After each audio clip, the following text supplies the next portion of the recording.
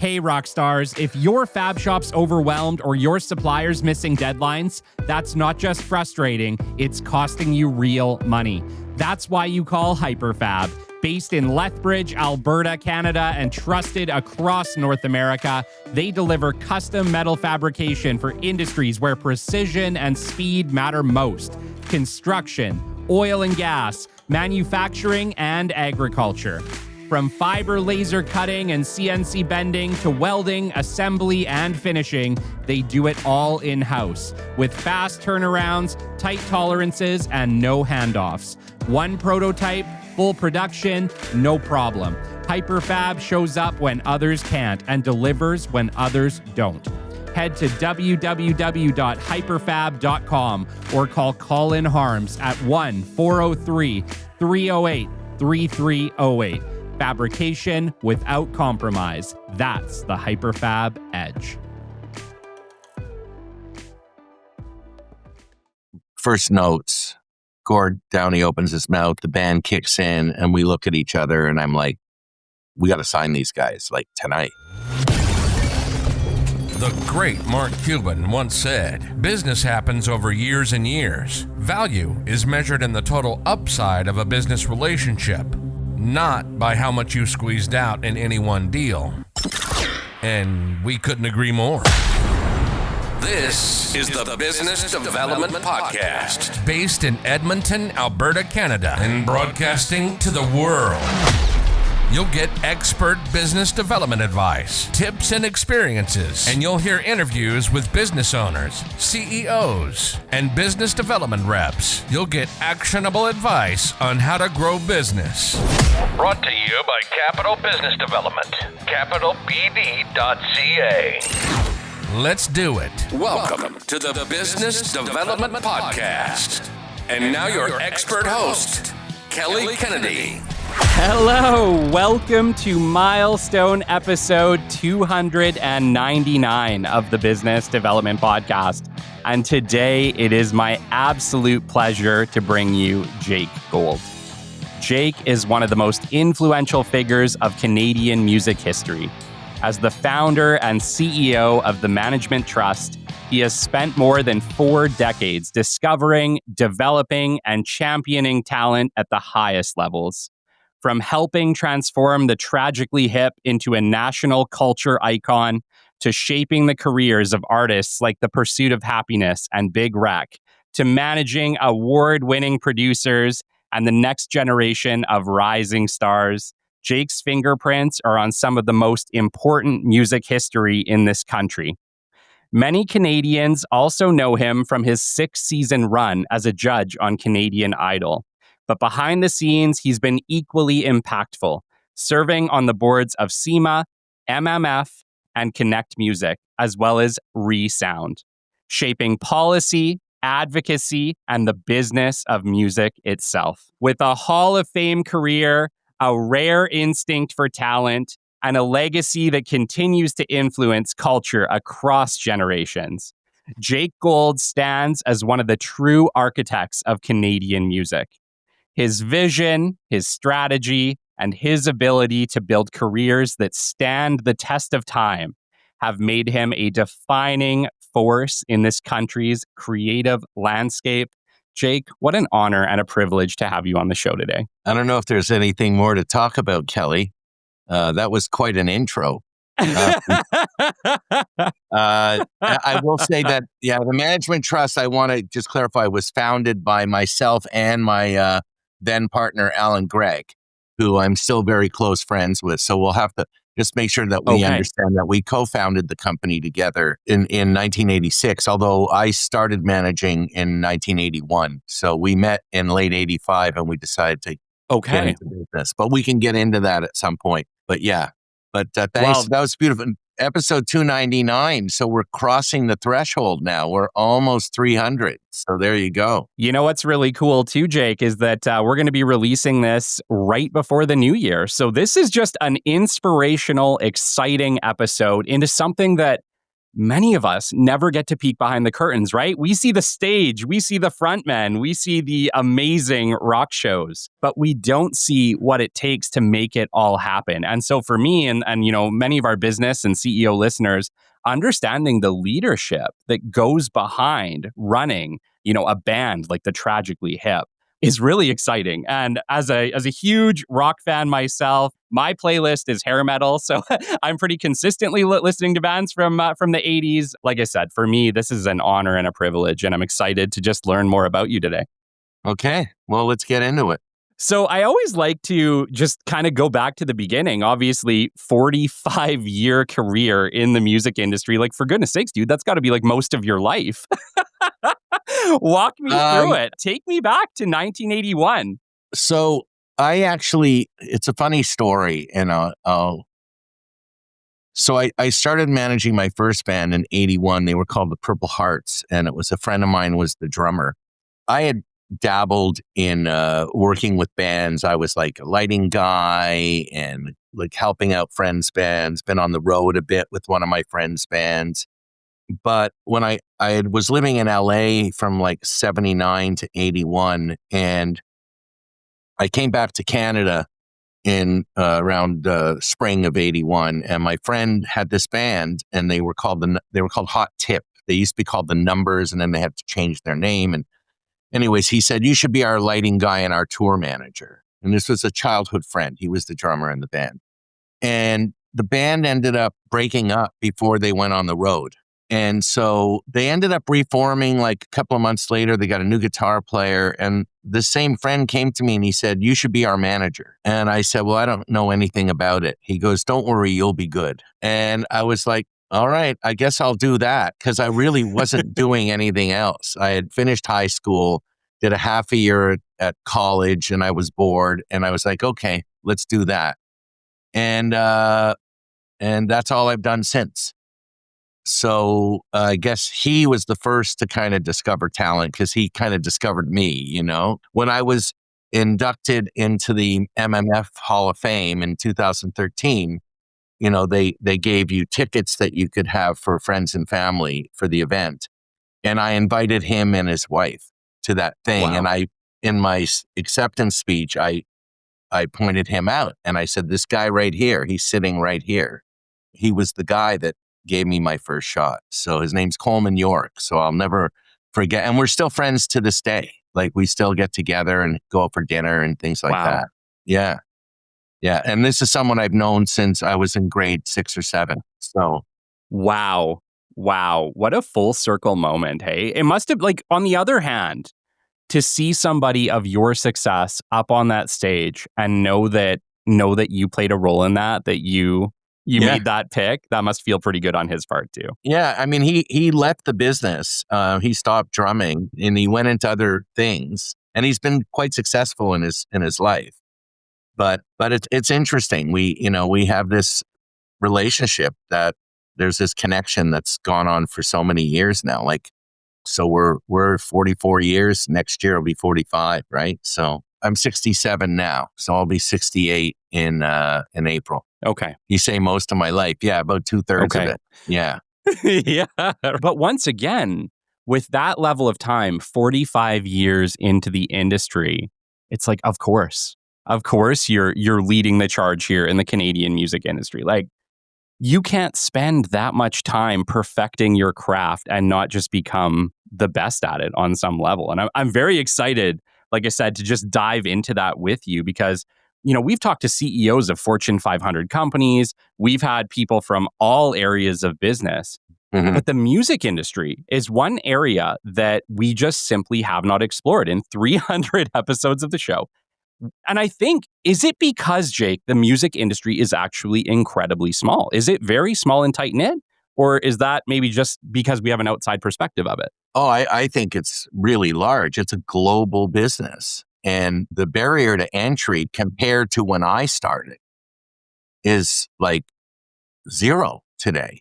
Like, anybody can record something on their laptop and in moments put it up online, and you've released your music. when I started, you had to go into a studio. You had to use tape to record. There was no digital. There was no programs. There weren't even laptops, let alone the internet. You had to actually make an investment and spend money and get really good in order to put your music out. So I think the music business and the global music business is bigger than ever, though. The live music business is bigger than ever. You also have to realize that there's just more people. When you think about the live music business and the people that consumed music, and you look at like the 60s, I was born in the late 50s. I started listening to music. My first concert when I was 6, I went to see the Beatles. They played 30 minutes. I don't remember any of it at Maple Leaf Gardens in Toronto. Yeah. But there was a small group of people that went to, let's refer to it as popular music at the time shows, like rock music. There was a small group of people. In the 70s, that group grew. In the 80s, it grew even bigger and bigger and bigger and bigger. Here we are, 2025, and now grandparents and grandkids are going to the same shows, right? So it's multi-generational now. So of course the business is going to get way bigger. And that's why you're seeing, you talk about Fortune 500 companies. That's why you're seeing music royalties and music assets is now an asset class that you're seeing VCs pouring money into. You're seeing big business. It wasn't big business. All the record companies at one point were publicly traded. Before that, no one took them seriously. Universal Music is part of Vivendi. They're publicly traded. Live Nation is publicly traded. Like all these companies that were like individual entrepreneurs have now been rolled up and they're all publicly traded. So to say it's small, I think is wrong. I think that if anything, it's bigger than ever, and it drives revenue beyond just in itself. Especially on the live side, when Taylor Swift comes to Toronto and does 6 nights, right? Yeah, there's 240,000 people that went to the show, and let's say an average ticket price of $200. So you got a $50 million gross on those shows. But compare that to the economic impact of all those people coming to those shows and people flying in and hotels and restaurants and bars. And only recently, Live Nation just did a big study, on a global study on a country by country basis on the economic impact of the live music sector. And it's astounding what that does. Yeah. So people are taking music bigger than ever and taking it more seriously than ever in that way. And we're just a small part of it in that way. Sure. I suppose what I was maybe trying to allude to, I agree completely. And actually, as somebody who's in pretty tight with the Edmonton Destination Hotels group, I agree with you because actually that's what they look at. Who can we get to come to the city for the economic impact far beyond the ticket sales? So in complete agreement, like entire cities are planning city budgets around who's coming to our city. I think what you're referring to, Kelly, is that nobody really knows what happens, to your point off the top, what happens behind the stage. Like the backstage is always been that kind of what happens backstage. I got to tell you, what happens backstage, not much. Like people are resting and eating and resting and eating. It's not like it was in the 70s and 80s. That's for sure. My first introduction to music management was in Get Him to the Greek. Yeah, exactly. Yeah, exactly. That's when he was in Vegas and all that. And managers over the years have had really different roles. We've had really different roles. And now more than ever, it's more important to have a really good manager because so much of what we can do today, we can do on our own. We don't need the record companies as much as we used to. They still serve a part in what they do, but a manager that really understands data, that really understands fan involvement. There's way more fan to D2C stuff going on now than ever before. Direct to consumer stuff from the bands. Although I started doing it in the 90s, it was novel then. Now everyone talks about it as this new thing. It's like, yeah, it's 30 years old for me, communicating with the fans. What a concept, knowing your customer. But it was novel then. I mean, I remember Yeah. I was building out mailing lists and fan clubs and stuff with the hip in 2001 and 2002.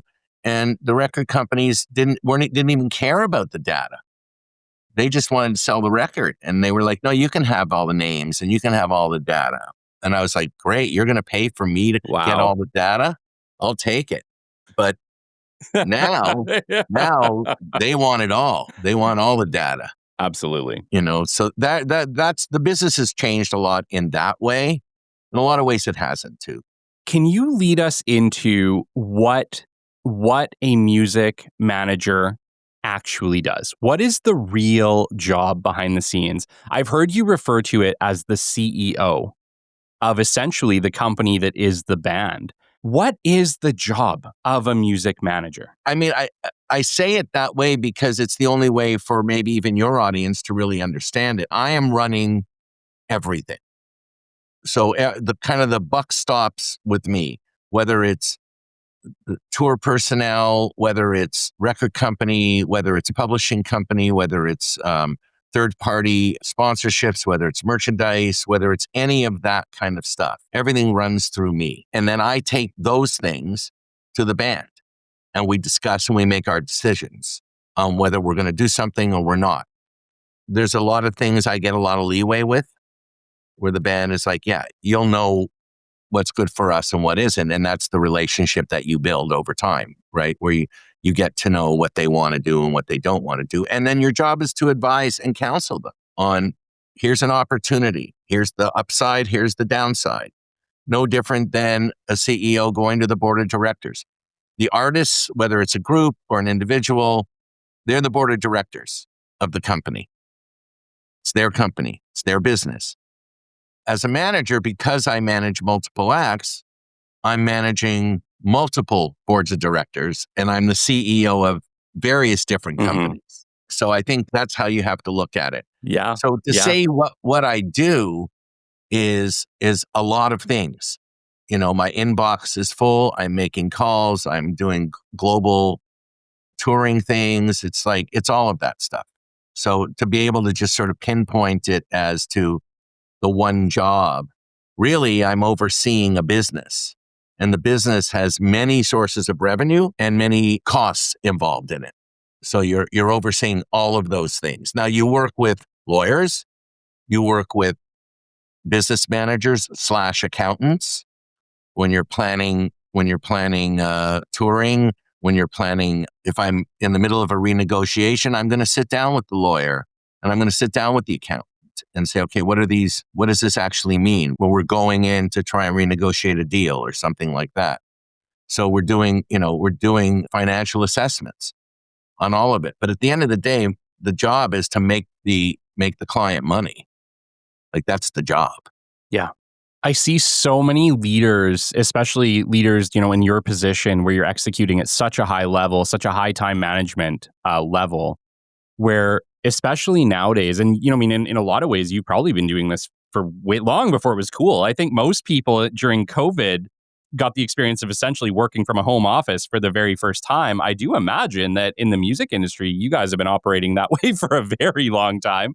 How do you not run into a wall and experience severe burnout? Because I'm seeing that with leaders around the world these days, is that we're working in a lot of ways harder than ever. Many are working from home. We're in a society where everything is vying for your attention.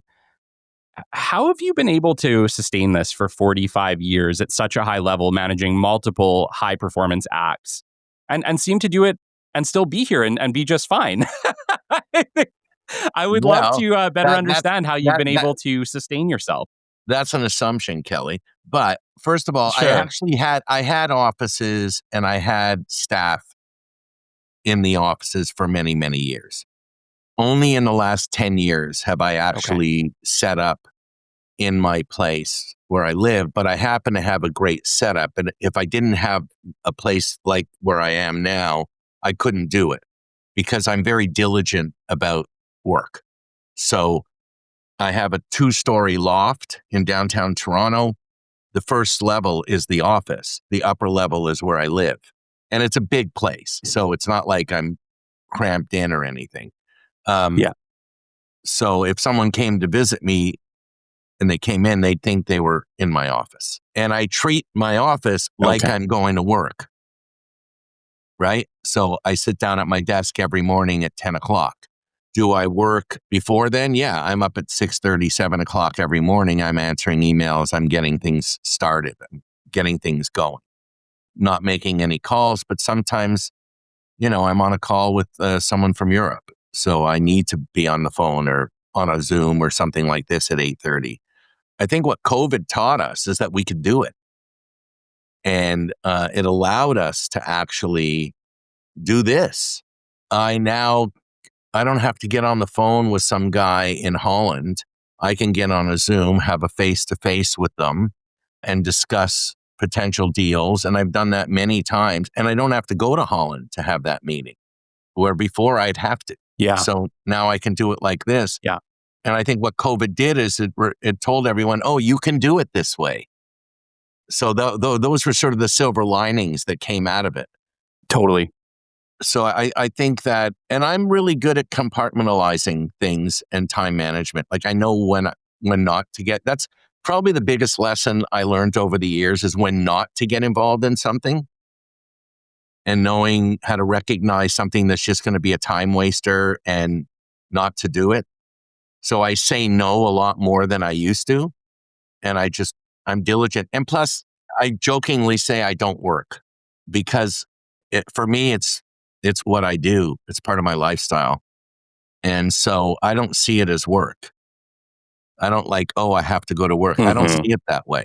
It's a different mentality. And because it's a 24/7 business, especially when it acts on tour, you really have to spend a lot of time being available.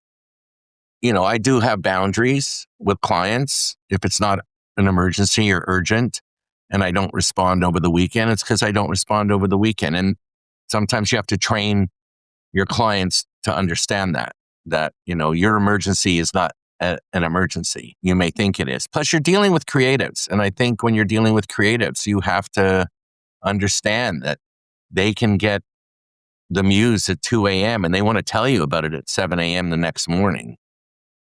So you have to balance that too.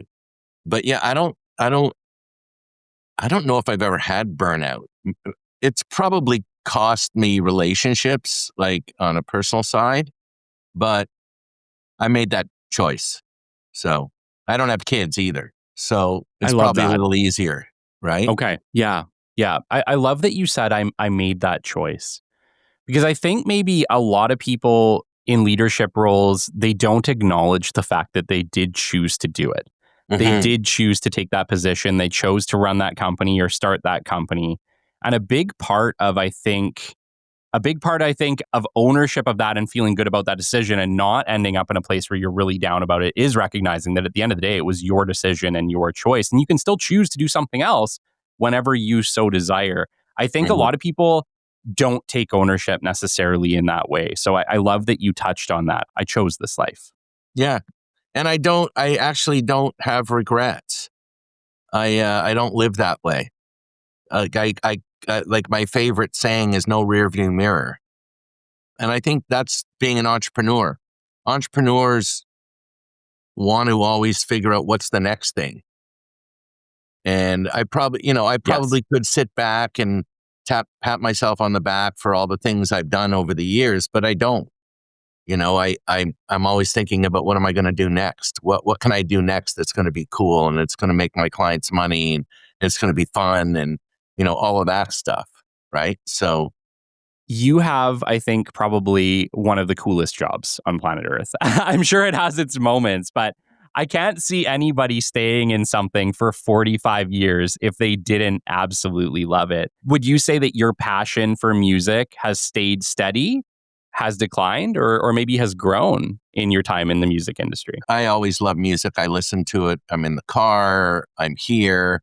I'm listening to my clients' new music. I go back to the stuff that made me get into music in the first place. My favorite stuff, I'm a prog rock guy from the 70s, so I listen to that. There are people that I've met.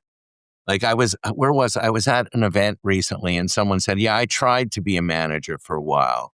And they said, I don't know why you do that. And they were like, I couldn't do it. So it's not for everybody. And I actually think I'm unemployable. I don't see myself I working. hear that a lot. I don't see myself working for somebody. I don't think I could do it. Right. But also I think the greatest artists in the world are unemployable. And that's why they're artists. Could you see Bob Dylan or Neil Young or Gord Downie or any of these great artists? Could you see any of them have a job? No, they couldn't have a job. Right. So I think we all sort of fit into that same world of a great artist is an entrepreneur in itself because they're making great art, whether you're a painter or a sculptor or an actor or a director, a filmmaker or a music artist. So I think that we're all entrepreneurs in that way. And my job is to take their art and make it great and expose it and exploit it to their liking. Right. But I don't think I could go work for somebody. Yeah. I think I may have tried that, but I don't think it lasted very long. Yeah. And I hear that all the time from leaders. Yeah. There's so many leaders who come on this show and are like, I am completely unemployable. There's no way anybody would hire me. So it's so common that I hear that from high level or high performers such as yourself. That's amazing. Right. I guess one of the things that you're legendary for, that you're very known for, is your ability to just, not just spot and identify, but then build that talent into something that's absolutely incredible. I would love to maybe just understand a little bit about how you've been able to do that. I guess it's innate to who you are. It's part of your skill set. The fact that you've essentially managed the Tragically Hip since they were a band to manage, and took them all the way to today is absolutely incredible. Were you able to see who they would be in the beginning? And I get that, when I look at companies and sometimes I'll ask them, did you see what your company was going to become, the impact you were going to have in the world? And many times they tell me, they say, no, but I believed we could. I couldn't see what was going to happen. I wasn't completely sure, but I had an idea. Is that what it feels like when you're identifying bands for the first time? I'd love to maybe just know, what were your initial thoughts the first time that you saw the Tragically Hip? So Alan, Greg, and I had been given a cassette tape, and this story's covered in the No Dress Rehearsal doc series that's on Amazon Prime. Amazing documentary, by the way. Oh, incredible. Yeah, Mike Downie did a great job directing and producing that. And Alan and I had received a cassette. We liked what we heard. It was raw. And we were like, let's set up a gig. And first notes, Gord Downie opens his mouth, the band kicks in, and we look at each other, and I'm like, we got to sign these guys tonight. And you can say and you can say you've seen it until you see it. And when you see it for the first time is when you go, oh, that's the bar. This is how good you have to be. Because I had been a manager for 5 years already. And I had signed acts. I had acts signed to RCA, and I'd managed different bands over the years. And I thought I knew what the bar was. I thought I knew what great was until I saw that. And then I was like, oh, okay.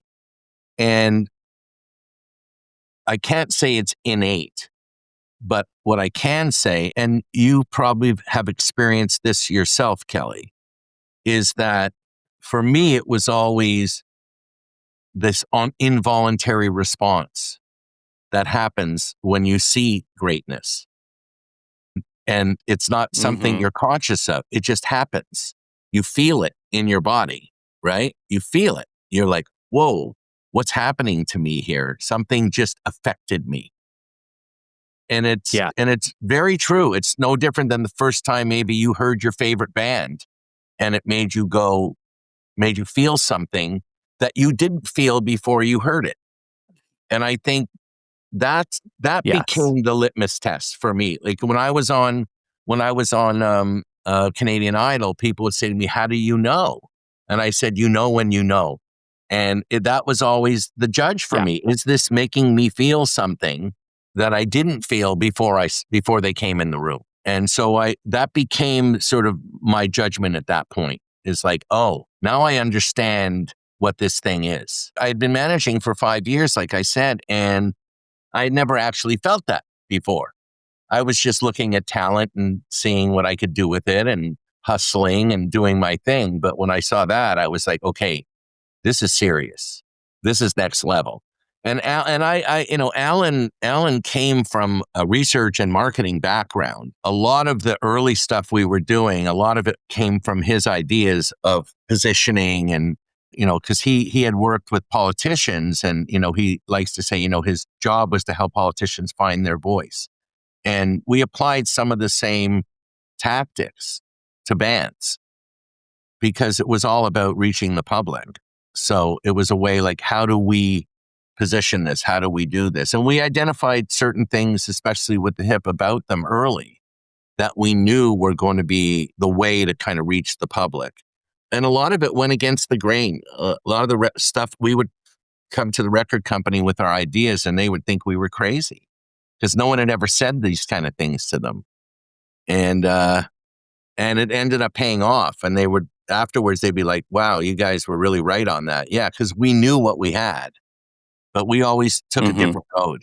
But I would definitely credit Alan in the beginning with providing a lot of counsel, which is why we became partners, because he had a very strategic mind and I was the guy that could get shit done. Over time, and he says this all the time to me, he says, you're the fastest learner I ever met. Because I remember he would I wasn't really into wine. We would go out and we would drink wine. He would tell me about wine. And then, 6 months later, I'd know more about wine than he knew about it. And he would I said, well, I started getting into it, You have that obsessive personality too, hey? You know what it is? I'm innately curious. And I think that's also really important if you're going to be an entrepreneur. Okay. Because you have to be curious all the time. Like I am this sponge for information. I just want to know. Like I'm 67 and I'm teaching 20-year-olds about tech stuff that I'm reading about. Like I do these meetings. I do these meetings with the record company every 2 weeks with about the hip. And I'm always bringing things to the table that these young people in the room have never heard of. And it's because I'm constantly reading, I'm constantly learning. So to say, you said earlier, I have all this knowledge and all this other stuff. The fact is I'm always learning. And the fact is I always want to learn. Yes. All the time. Yeah. And so look, what are other people doing? How is this working? How can we make that work for me? How can we make that work for my clients? I think that's a big part of being an entrepreneur is you have to be curious. If you stop being curious, you stop growing. Yes. I think too, and I just wanted to kind of mention as well, in business development, one of the greatest assets that you can have is when you're working with a product that you can absolutely 100% get behind. I always tell people that if you don't believe in your products or your services, you're in the wrong industry.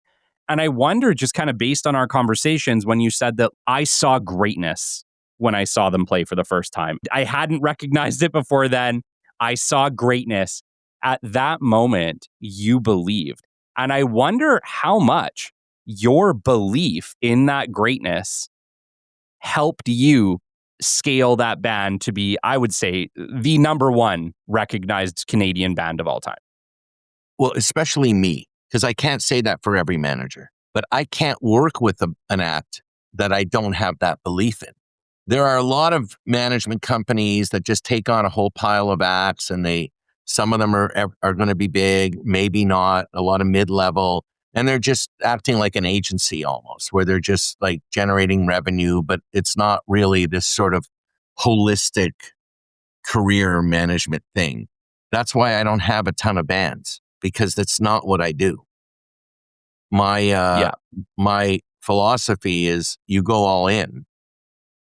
I was talking to a guy the other day at the club where I play tennis, and he's quite an entrepreneur, and we were talking about little things, and I said to him, I said, a lot of people say don't sweat the small stuff, and I say to him, and I said, but I think it's all about the small stuff, and he said, you're absolutely right. He goes, you have to look after details, and I'm a detail guy, and I think what happens, that only happens because you really believe in it and you want it all to be perfect.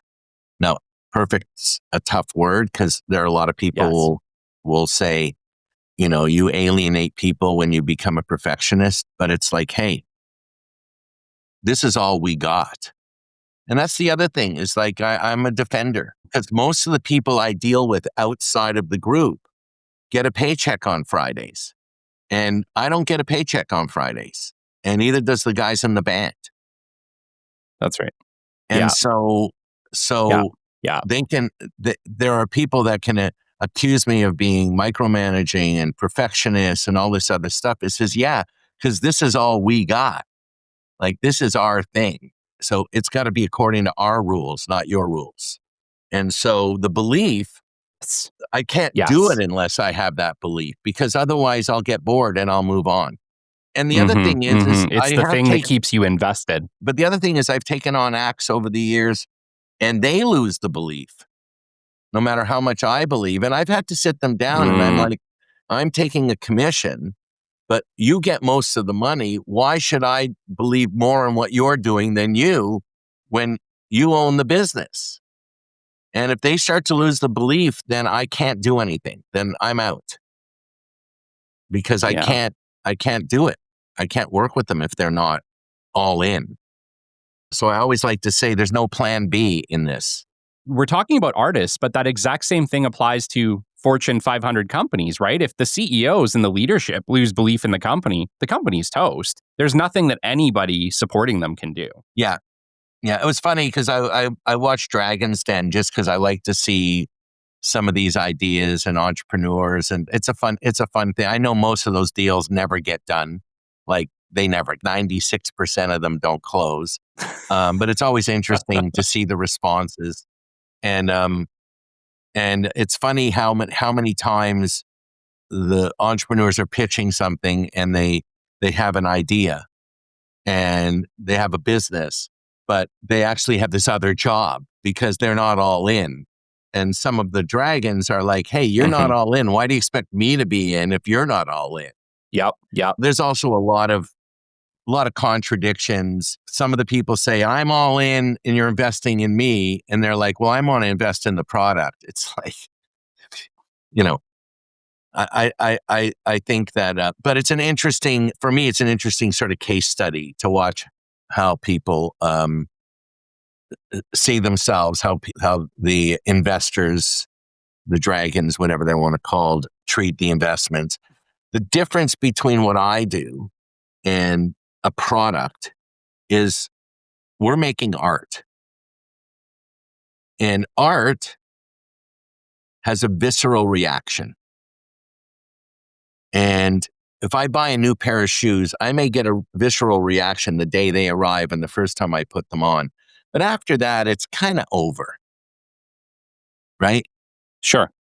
But when you're working with artists and you're selling, and I even hate to use the term selling, when you're putting art out into the public, that has the ability to make people feel something for a long time over and over again. So I take that part very seriously. And it's not a product per se to me. In fact, I refuse to allow people to refer to my clients' names and their thing as a brand. Well, that's your brand. And I'm like, we're not a product. We make art, and we make art for public consumption, but don't call us a product, because most products get used up and disposed of. This doesn't. It's a very different thing. And, this Live Nation study I referenced before, they said that one of the things that came out of it is music is the number one thing that people do for entertainment. More than movies, more than games, more than anything else is music. So you're moving people, you're affecting people, you're creating relationships with people. People share their music with each other. You go on to any of the social media platforms, there's always music playing with every one of those posts. People are putting music in the background. Can you imagine watching a film with no music, right? Take away all the music from the film, right? It would be horrible. Right. So it's a part of our everyday lives. It's everything we do. We get into an elevator, we go into a bank, we go into a hotel, there's music playing. We go into a restaurant, we go into a bar, there's music playing. You go to a sporting event, there's music playing all the time. So it's not a product. It's art that creates an emotional response. And that you have to take that seriously and have fun. Yes. It's timeless, right? Like music is absolutely timeless. You mentioned the grandparents taking their kids. I took my kids a year ago to Kiss. They were on their final tour and they were coming through Edmonton, and I just wanted them to experience Kiss. The funny thing is, Jake, you were talking about how you fell asleep probably as a kid at 6 at the Beatles. My kids fell asleep at a Kiss concert while they're shooting fireworks and pyrotechnics on stage. I have no idea how they did that. I didn't fall asleep at the Beatles. It's just it was all. Remember, there were no PA systems really. They used the house PA that they would make, goals scored by announcements. So, you didn't hear them because of all the screaming, right? You didn't hear them. That was one of the reasons. But that was one of the reasons why the Beatles stopped touring, is because the technology for the live shows hadn't caught up with what they could do in the studio. And so they couldn't recreate their records. They couldn't do what they put on records. And that's one of the reasons they stopped touring, is that they didn't have the equipment to overpower the noise of the audience. Too much success, hey? People love them just too much. Yeah, that's a horrible thing, right? Yeah. But interesting you say about timeless. One of the things I say to my clients today is that, because of the streaming platforms, everything you've put out over your whole career is new to somebody. And so instead of saying, I already made that record, I don't need to really talk about that record, I don't need to push that record. It's like, if you want to continue to have new fans, the new 19-year-old come and listen to your music. Those people, the first time a 19-year-old hears Up to Here by the Tragically Hip, that's a new record to them. That's a brand new experience for them. Yes. So you have to recognize that. And the barrier for them to be able to experience that is so low now than it used to be. If you think a band like The Hip have 15, 16 records out, if you can count the live records, and more if you count all the box sets and everything. But if you would expect in the old days, a record store to carry every one of those records in CD and vinyl and multiple copies, that would never happen because they couldn't do it. Mm-hmm. They don't have the space, and they wouldn't want to have that exposure of having to carry that many records. So what would they carry? They'd carry the top 5 or the top 6 albums, maybe, if you're lucky. Yes. Well, today, a young fan can sample, whether it's on a streaming platform or YouTube, they can sample anything they want and decide then if they want to be a fan. And then if they want to buy a vinyl as a collector's item or a CD or whatever, they can do that, because we still sell vinyl, we still sell CDs, if you can believe that, especially the CDs. Yeah. And so everything old is new to somebody. In the last year, 2024, we saw the Hips audience, a third of it now is under the age of 34. 2024 was the 40th anniversary of the band. So there are people that have become fans of the band that never saw the band. Next year will be 10 years since the final tour. So there's a Yeah. huge Wow. That's audience insane. that never actually saw them play live because they're discovering this music for the first time, the same way kids were discovering Led Zeppelin and the Beatles and Jimi Hendrix. To this day, that's still happening. That's why I think it's the greatest time for music in that way, where bands and artists have an opportunity to grow their audience because there's this demand for it. Well, I think that's a great segue into, what does the future of Canadian music look like? When I look back, for instance, at my favorite eras, I'm a child of the 90s and 2000s. I'm a millennial. I love 80s rock. I love, Kiss. I love Guns N' Roses. I love Big Wreck, which is a band you managed. I love the Tragically Hip. Like, I love these bands. And I don't know, like every person getting older, we have our eras we love. I find myself going back to 90s and 80s bands all the time when I'm listening to my music. But that's your comfort zone. That's right. It's my comfort zone. Yeah. You mentioned before there was a bit of a barrier to entry to music once upon a time, and you really needed those managers to get out there and find you investors, find you ways to get your records on air and get you deals with Universal or whatever else. In some ways, wouldn't that have been a better system? Because now we're dealing with everybody and their dog can get their music on Spotify. And now you're having to sift through so much more music than you ever would have had to before to find those big acts. What does music management look like in 2026 and beyond, in the future, in your foreseeable future? There's the management side, but let's just look at the economics of it. The idea that there's so much more out there goes without saying. But what hasn't changed, and it hasn't changed over the years, is you got to be great. You got to be better than great to cut through. Love it. And that expression, the cream rises to the top. And that's where you got to be. Yeah. And so there's always going to be the one-hit wonders, which there were back then too. There were lots of one-hit wonders. Yeah. Band had one song, nothing ever happened after that. And then you have career acts, and that's what I'm interested in. And so I don't depend on one hit. I look at it as an overall organic kind of thing. So you still have to be great. And if you're not great, it won't matter. So as much as the stuff is out there, the fans at the end of the day are the ones that are making the decision. And if someone like you finds something you really love, you're going to tell someone about it because you feel like you want to share this great thing that you found. Right?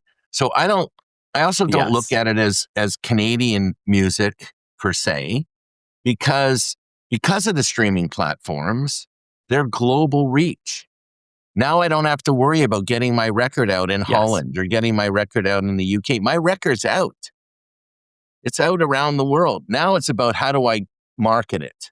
How do I reach those fans? So that's another story.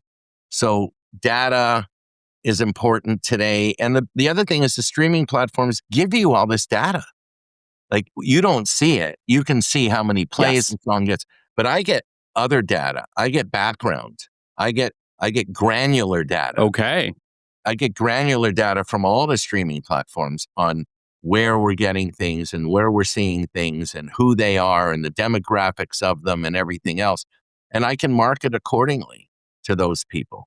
And because a lot of the social platforms allow a lot more targeted marketing, including YouTube, because YouTube's one of those where it's not really social, but it is kind of social. Do you know what I mean? Because there is, people can comment and share and everything else, right? Yeah. But it's not in the same way. And it actually is the biggest streaming platform in the world. Like people don't realize that a lot of the world, they listen to music on YouTube. They're not paying for Spotify or Apple or Amazon Music or, Tidal and all the rest of them. They're not paying for it. They're listening on YouTube because it's free and anybody can listen to it. And it's become a great video platform. It's become an amazing platform to put videos and long form things on too today, right? Yes. But you still have to be great. You still have to have something that people are going to want to tell their friends about. We used to have before you would go to radio and radio would play your record and you'd move yourself up the charts based on how many spins you'd get across the country and things like that. But if it never sold, then we would refer to it as a turntable hit, which meant it got a lot of airplay, but the fans never actually reacted to it. Yes. It sounded good on the radio and everything, but no one ever felt the need to go out and buy it. And so that was a really good indicator on whether you had something. Talent is what you're saying. Yeah. Yeah. Like greatness is greatness. Greatness is greatness. And, the shitty stuff falls by the wayside. It won't last. So that was always my thing. Is like someone would say, "Oh, did you hear about this new act?" And blah, blah, blah. I said, "Talk to me in 5 years. If we're still talking about them in 5 years, then we got something to talk about." And this wasn't dismissing it. Yeah. But for me, it was always the jury's still out, right? I remember when I was doing Idol and Justin Bieber was this big thing. He was starting to blow up. And because I was on TV, the media would want to interview me about music and things like that. And they would say, "What do you think about this Justin Bieber guy?" I said, "Look, great. He's got a great voice, right? He's off to a great start. And I guess we'll have to see in 5 years what's going to happen with him." And that was always my thing. And it wasn't that I didn't think he was good. It was that, was he going to last? And now he's proven that he is going to last. But there's plenty that didn't. Yes. There's plenty that didn't. So I think that's how you have to look at it. Yeah, there's more, but the cream rises to the top. Yes. Greatness is greatness. I love that. It's like, that might be one of my favorite sayings ever now. You can use it. Jake, this has been absolutely incredible. I just, I want to be respectful of your time. We're closing in on our hour. I guess the only thing that I would maybe like to just acknowledge before we wrap up today would be that, with the loss of Gord Downie, you didn't just, run into a challenge with the band. You lost a 40-year friend. Mm-hmm. And all I wanted to do was publicly acknowledge for you that I'm very sorry for your loss. Obviously the band suffered massive pain from that, but I don't think everybody realized how much pain you must have suffered as well, being such a close friend to him. And so I just wanted to maybe mention as well that I'm very sorry for your loss of a very good and longtime friend. I appreciate that. I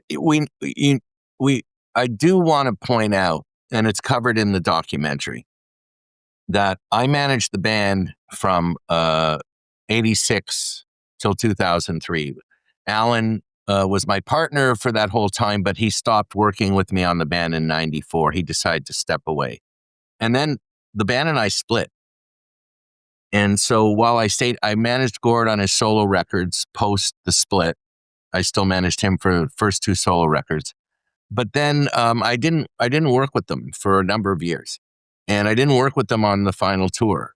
That was somebody else. And but I stayed in touch with them, and I stayed in touch with Gord on a regular basis all the time. Yes. And so I wasn't immersed in it when all of that was going down. I was sort of one step removed. But I managed to go out when they did the final tour. I flew out to Vancouver, and they started in Victoria, and then they did 2 nights in Vancouver, and I went to the 2 Vancouver shows. Wow. And I managed to spend some time with Gord there. And I hadn't really spent a lot of time with him until then. And we were sitting at the after party at this hotel bar that they took over on the first night in Vancouver. And we were just sitting at the bar talking, and he says, he goes, "I don't remember everything, but I do remember the good stuff." Yeah. Because his memory, that was one of the big problems, right? And I think he was trying to say, like, this has been pretty cool. Now, that was 30 years at the time, right? Because we met in 86. This was 2016. And so I managed to go to 6 of the shows and go to the final show in Kingston. But as his health declined more and more over the following year, it became harder to communicate with him. And so it was tough for everybody. And it was tough for the country. The country grieved. Yes. So the good thing was that for all the grieving, none of us were doing it alone. We all got to do it with a whole bunch of other people. And I think that was sort of one of the great things about it. Next year is going to be 10 years since the final tour. Wow. That's hard to believe because it really does feel like yesterday. Right? Yeah. Yeah. Yeah. And we have a whole bunch of really cool stuff planned for next year. I just can't talk about it right now, but I'll leave you with that. Okay. Well, how's that? Yeah. I'll be following you and trying to keep up with it. And I just appreciate you. I appreciate what you've done for the Canadian music industry. And I look forward to seeing what comes next from the great Jake Gold. Thank you so much for joining us today and just giving us insight into behind the curtain to an industry that most people have no idea what's going on. So I appreciate it greatly. Oh, you're welcome. Take care. Until next time, you've been listening to the Business Development Podcast, and we'll see you on the next 100. This has been the Business Development Podcast with Kelly Kennedy. Kelly has 15 years in sales and business development experience within the Alberta oil and gas industry and founded his own business development firm in 2020. His passion and his specialization is in customer relationship generation and business development. The show is brought to you by Capital Business Development, your business development specialists. For more, we invite you to the website at www.capitalbd.ca. See you next time on the Business Development Podcast.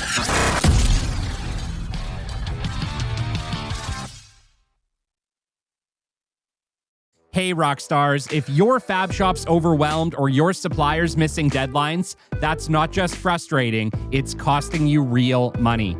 That's why you call HyperFab. Based in Lethbridge, Alberta, Canada, and trusted across North America, they deliver custom metal fabrication for industries where precision and speed matter most. Construction, oil and gas, manufacturing, and agriculture. From fiber laser cutting and CNC bending to welding, assembly, and finishing, they do it all in-house with fast turnarounds, tight tolerances, and no handoffs. One prototype, full production, no problem. HyperFab shows up when others can't and delivers when others don't. Head to www.hyperfab.com or call Colin Harms at 1-403-308-3308. Fabrication without compromise. That's the HyperFab edge.